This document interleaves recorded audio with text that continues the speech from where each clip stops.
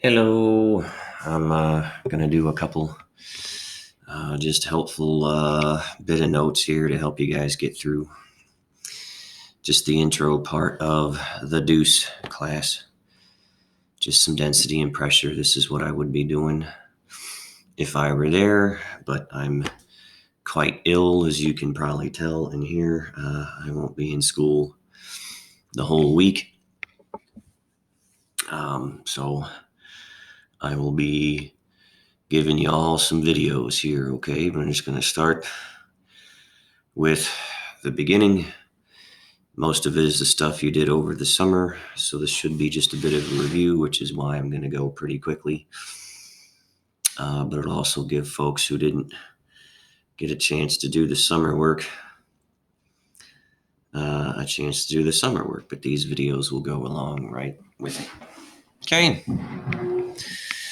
This is some notes dealing with density and pressure. What you see is I have two pieces of styrofoam, and hopefully the camera can pick up that's the mass of the small piece of styrofoam. It is 4.82 grams. And so where it says density and pressure, small styrofoam, its mass is what I will write down as 4.82 grams. Okay? This is nothing you haven't done since good Lord elementary school. It doesn't matter which one you call length or width. I'll call this one the length. We're looking at a number, I don't know. Whoop, there it is. Not quite 16, so a little over 15 and a half. I'll call it 15.8 centimeters width. I'll go right there-ish. We're looking right at 7.5-ish. And you can tell this guy is not very tall. It's a little over 3-ish. I don't know, right at 3.3-ish. Okay, and the reason I have those drawn together there to give you a volume is because obviously what I'm going to do, multiply those three numbers together to get a volume. So here's the magic box. 15.8 times 7.5 times 3.3, boom, and I get 391.05 as the volume. So 391 is plenty in terms of digits. That 0.05 there on the end, I'm not even going to worry about. 391 cubic centimeters. And so what you guys all know, the mass and volume can be divided to get a density. So this is just going to be 4.82 grams. I'm going to divide it by 391 cubic centimeters. And so you see that's a number 5-ish divided by 4-ish.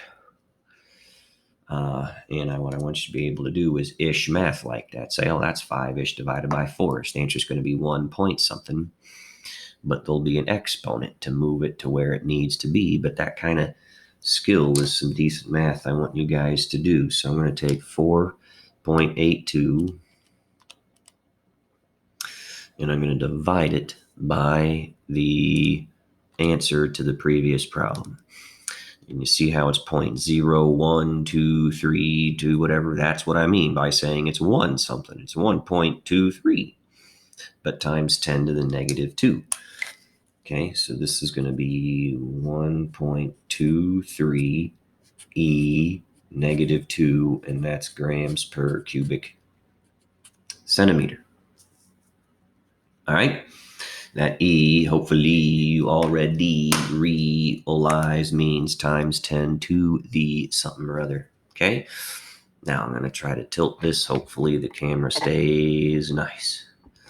What I'm going to do is once again show you the conversion to go from grams per cubic centimeter, which is what your chemistry teacher taught you, the units for density, into kilograms per cubic meter, which is what we'll use in physics for the most part, just for standardized units. You don't really need it in this particular exercise, but I will show you. This again is 1.23, okay, and that's grams, E-2 grams per cubic centimeter for every one of those, okay? Now what I'm going to do is convert the grams into kilograms. You see, I can write it left-handed for you so you can see it. So I converted grams into kilograms. Then I'm going to go centimeters into meters. So I'm going to push the times button, go this way. I'm going to put centimeters up top, and I'm going to put meters at the bottom, okay? Now, I'm going to put cubes there, but I will show you how to do that at the end. You guys all know there's 1,000 of those in one of these. Hopefully you already know that. I refuse to teach you that, good Lord. There are 1,000 grams in 1 kg. Okay, so if I were to ask you how many kilograms 4.82 grams is, you would say 4.82 times 10 to the negative third. That's how many kilograms it is. All right.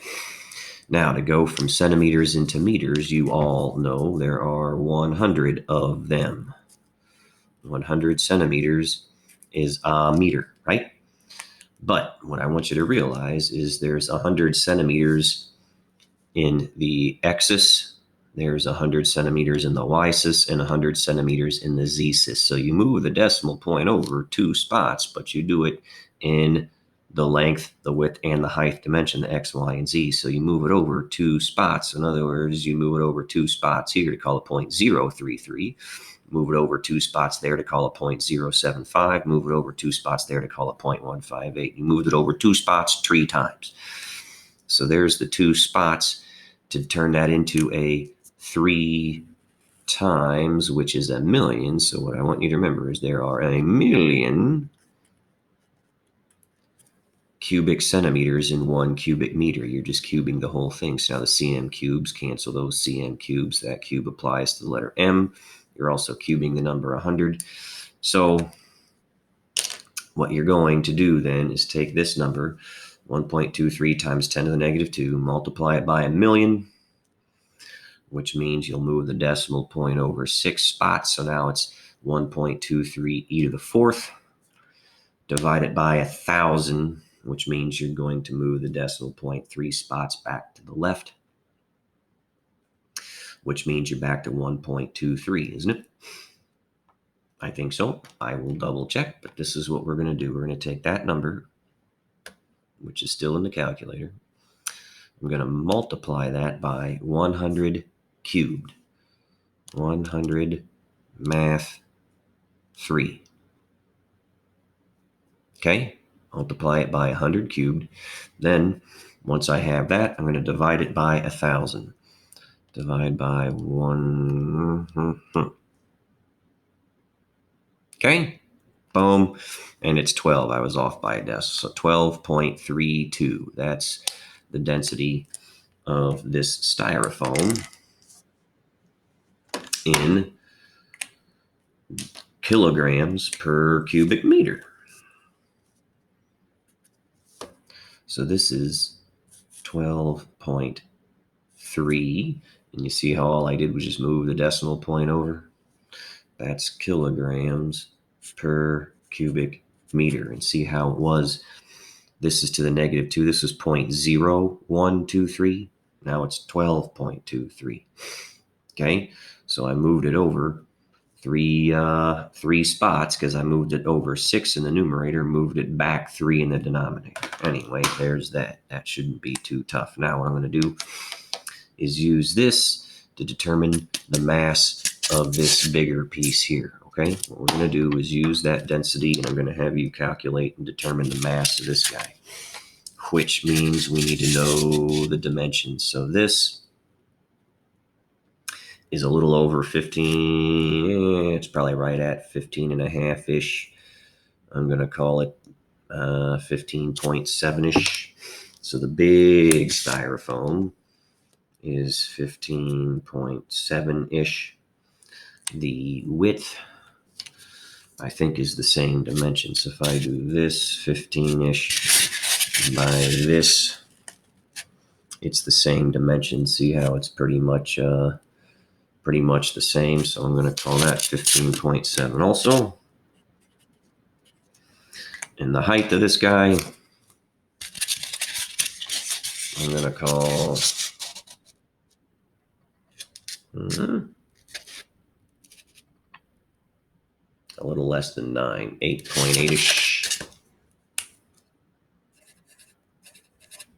Okay, now, first thing I want you to realize,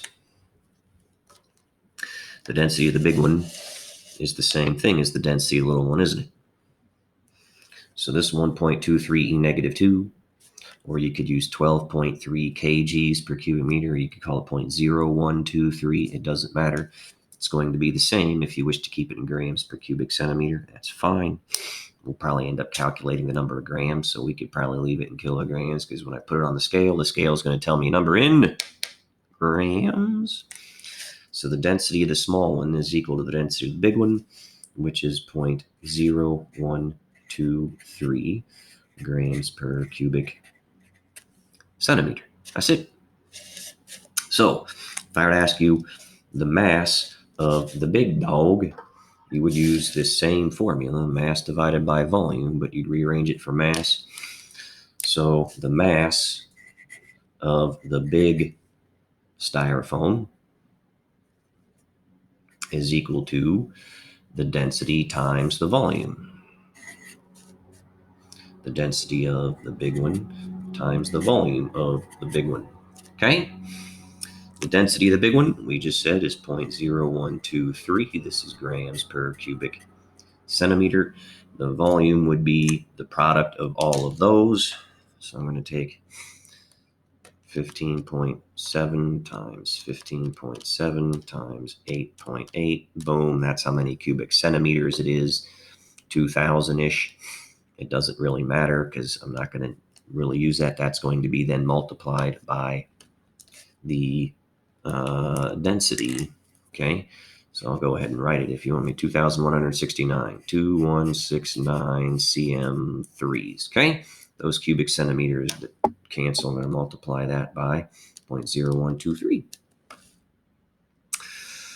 And that ends up at 26.68, 26.7-ish.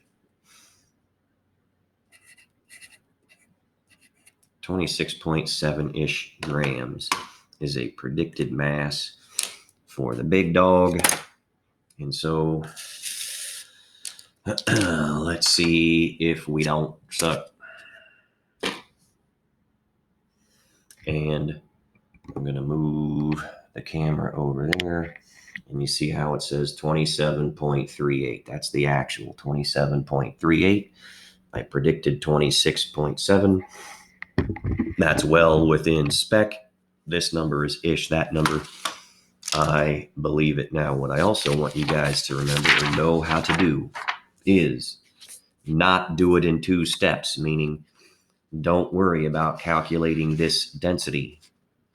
In fact, you could go straight to this calculation here and get the number 26.7. That's a math I would like for you to know how to do. And the way you would do that is set the fact that these two densities, the density of the little guy and the density of the big guy, are the same. That's what equal means. So the density of the small is equal to the density of the big one. Okay? That's what I want you to start with. So I'm going to write that over here. And I'm going to move my camera. So if I write with my right hand, you can see it as I'm writing. Right? Right. So the density of the little guy equals the density of the big guy, or I should say S. I've been using small and big. Okay? which means the mass of the small one divided by the volume of the small one is equal to the mass of the big one divided by the volume of the big one. Their densities are the same. So if I want to isolate MB, the mass of the big guy, I'm just going to multiply the volume of the little guy over. And what I want you to realize is this becomes the same thing as the mass of the small one multiplied by the volume of the big one divided by the volume of the small one. So it's the ratio of their volumes is what you multiply the mass by to get the mass of the big one. Okay, and as long as this number is bigger than that one, this fraction will be greater than 1, and that means we are increasing the mass of the little guy, which is a way you can tell if you're setting it up correctly, if what's in the numerator. So do the math all at once. Do not do it in baby steps the way I started here. I did that just to give you a conceptual idea of what was going on. But if you remember, the mass of the little guy, 4.82. So this becomes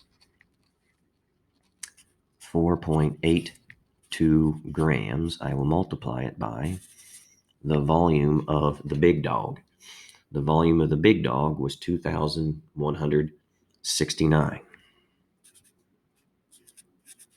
cm3s, and I'm going to divide it by the volume of the little guy. And that volume was written up here at 391 cm3s, and you can tell the cubic centimeters cancel, which means you're left in grams. And so my guess is we're going to get a number awfully close to 26 if I take 4.82, multiply it by 2,169, and divide it by 391. And we should get a number dancing around 26.73. See how that number, the 26.7 answer in this particular one, is very, very similar to the 26.68. I don't know if that'll give us a little more light, make it a little easier to see the calculator screen, but 26.68 was my initial. 26.73 was what I got when I did it all at once. And so one of my favorite questions is who's right? And when you get two numbers like this, when two numbers are the same, they are the same. Everyone's right. Yay, school. Okay? Please get in the habit of doing that. In fact, you could do this with letters without even putting numbers in it. That's another thing. They would just literally leave it like this. On your AP exam, they're going to say, write an expression for the mass of the big one without any numbers anyway, because typing digits is when you screw up. So if I say, what's the mass of the large piece of styrofoam? All you got to do is write this expression. Say it's the mass of the little guy multiplied by the ratio of the volumes.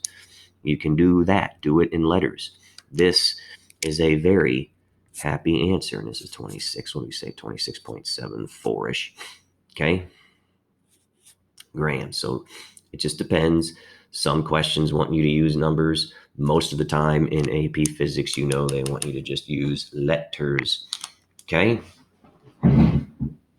That's a density thing.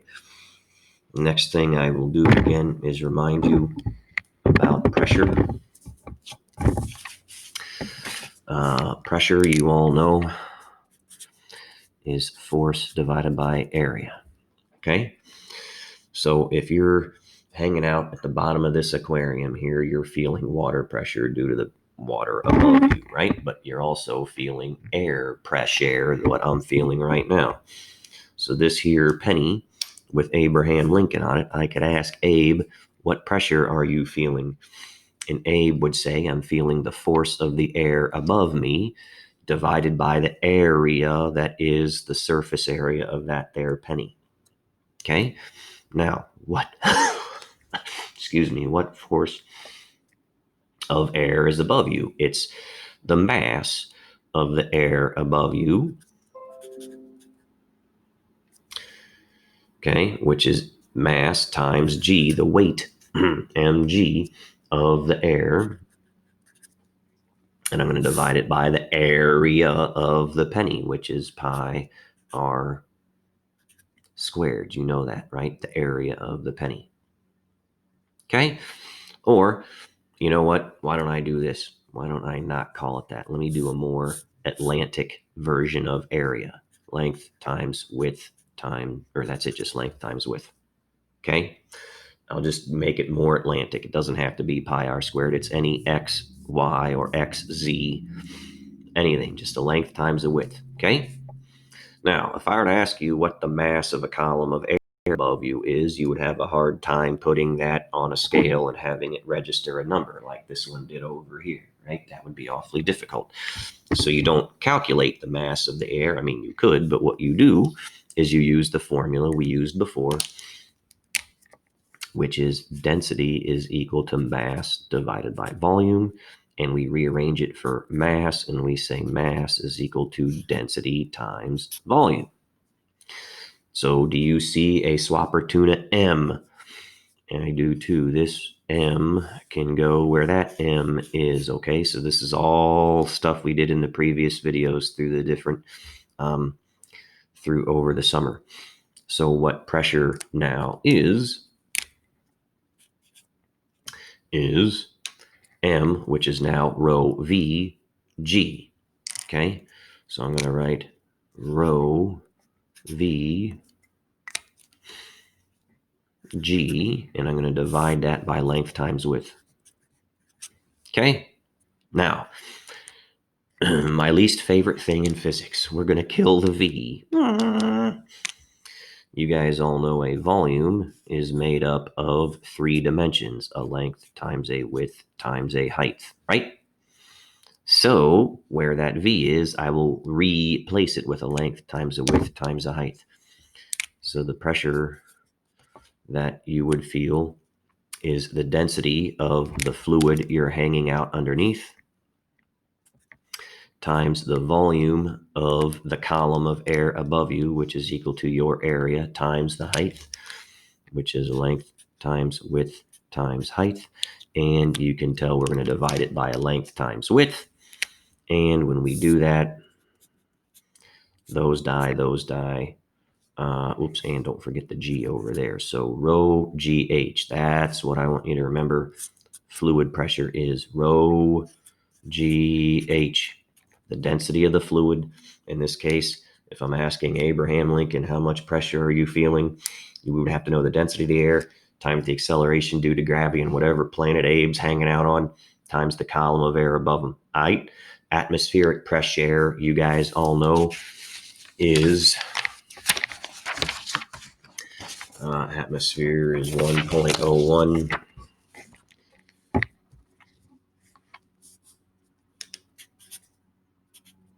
It's got a ton of units. 1.013 E5 pascals, because that's a new, I should tell you the units too. Rho GH. That's a pascal. What the rho GH is. Rho is kilograms per cubic meter. G is meters per second. H is meters. So I'm going to multiply all of those together. Ooh, meters per second squared. Japers fee. Gosh, dog. Holy cow. I would owe you guys push-ups. Screwed that one up, didn't I? So I have a kilogram meter per second squared. That's a Newton. A kilogram meter per second squared. So a kilogram meter per second squared is a Newton. And what I'm left with is this meter and that cubic meter, which leaves meter squareds on the bottom. Okay? So it's newtons per square meter, which is a Pascal. That should be a lowercase a, sorry. All right? But that should be pretty darn easy. That's an atmosphere, 1.013 e to the 5th pascals. Okay, you also know it's 760 millimeters mercury. You know it's the same thing as 1 bar, same thing as 1 atmosphere, 760 torr. What else? Ooh, in PSIs, 14.7 PSIs, pounds per square inch. These numbers are all the same. If I'm forgetting one, I'm sorry. Like 30-ish inches mercury, 760 millimeters is dancing around 30-ish. I forget the exact number. Inches of mercury, which is what our weather reports would be communicating. Anyway, please remember that, okay? That's true if you're hanging out in air. But what if I put Abe Lincoln in this aquarium right there? There he goes. Did you make a wish? So it looks like 2 pennies because you're getting a reflection, but it's just the one at the bottom there, okay? It's just the one at the bottom. You're getting a bit of a reflection, aren't you? Okay, so that penny down at the bottom, if I were to ask Abe, what pressure are you feeling, Abe? He would say the pressure of the water above him plus the pressure of the air above him. So all we need to do is to say the pressure that Abe is feeling is due to the column of water above him, however tall that is. And it's not perfect, but I'm going to call it, I don't know, not quite 13 centimeters. That's what I'm going to call it. So I will say it's a 13 centimeter tall column of high quality H2O. So the pressure that Abe is feeling.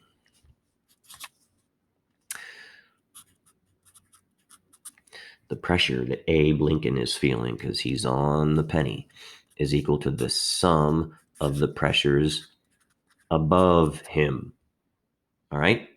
Which means it equals the pressure of the H2O plus the pressure of the atmosphere. The pressure of the H2O is the formula I just showed you as rho GH. So the pressure of the H2O is equal to the density of H2O times G times H. To that, I'm going to add the atmospheric pressure, which will come from one of these numbers up here. In fact, we'll use the Pascal's one, 1.01, plus the pressure of the atmosphere, okay?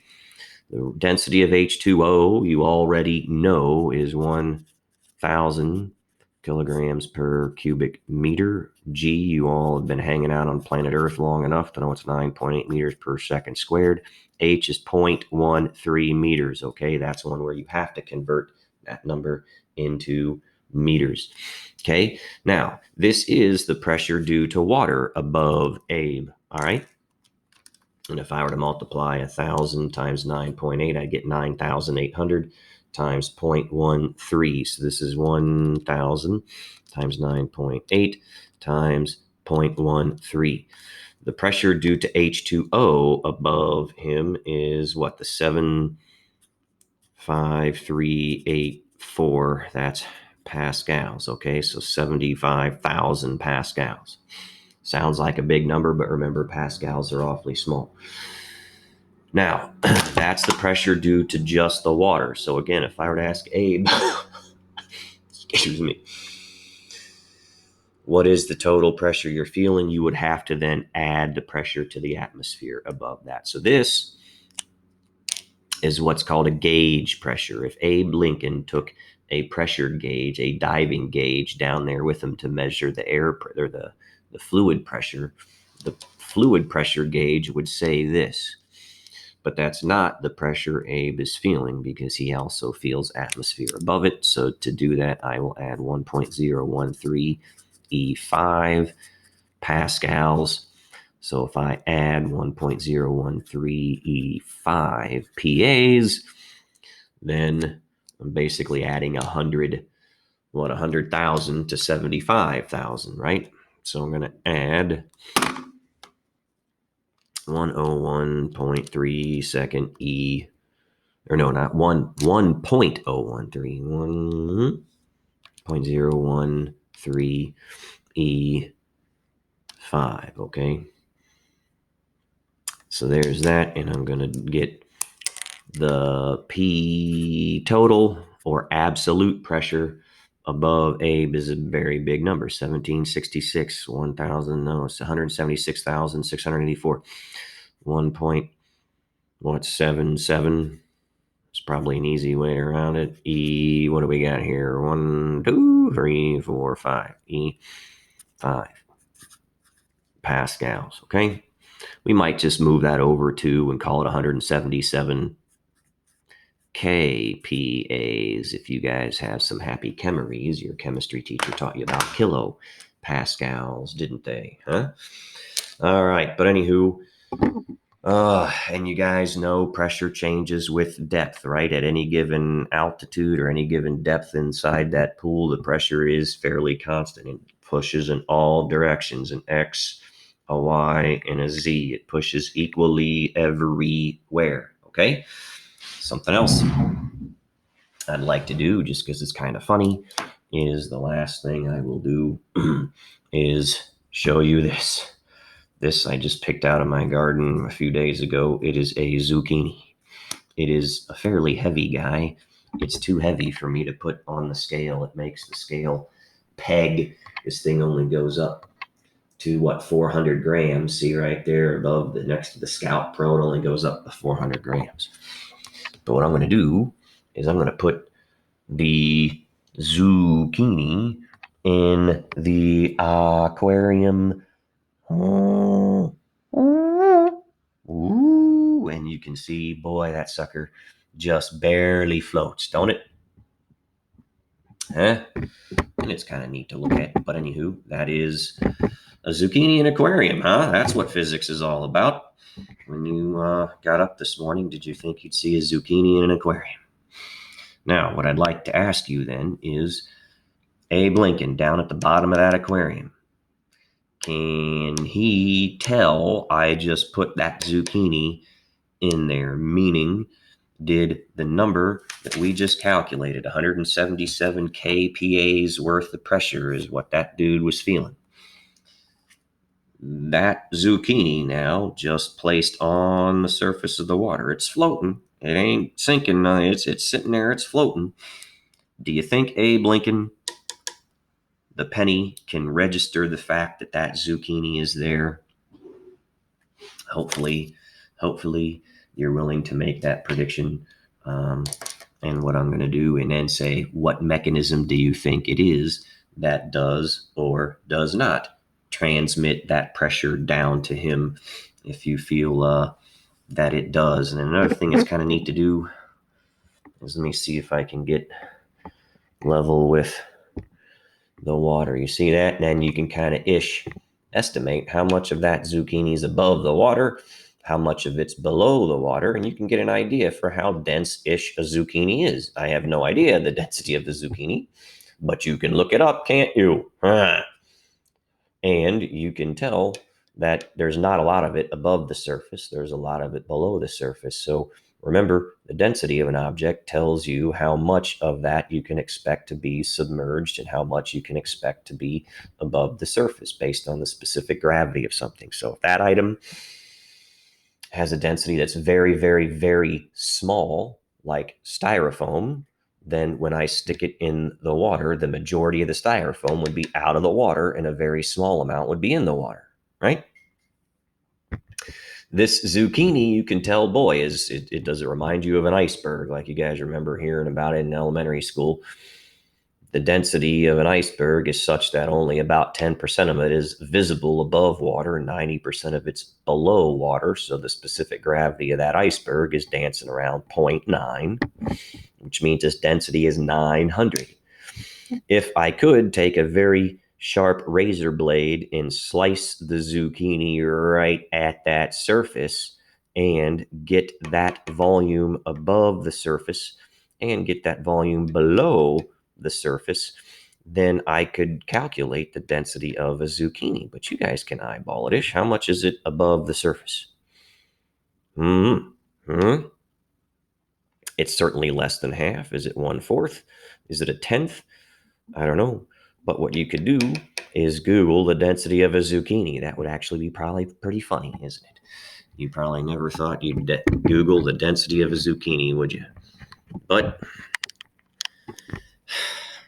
that's one of my favorite things to do, is give students stuff they've never done before. Even though most of everything today you've done before. But anywho, This is the first of just some more supplemental videos. This will be for Monday and Tuesday, the 30 onced and onced.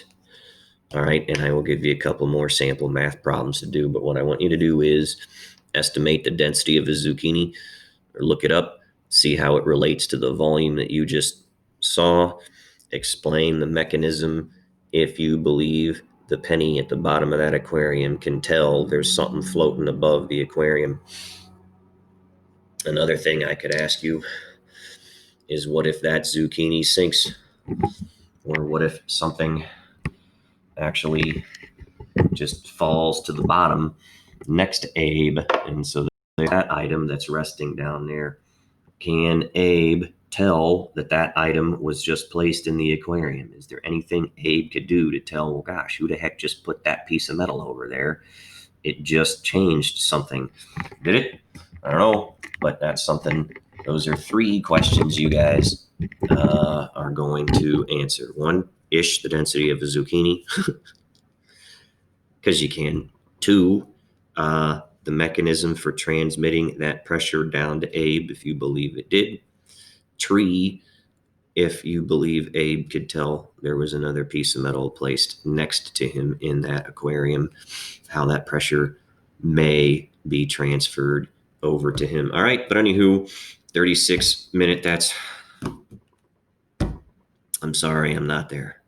Trust me, I want to get out of here and, hang out with real people again instead of virtual ones. But we gotta wait. My symptoms are still pretty strong. The fever's high, and you can tell I can't breathe, and every now and again have to cough. So that's got to go away for a while. But anyway, yay physics, yay floating zucchinis. But that actually reminds me of a blimp.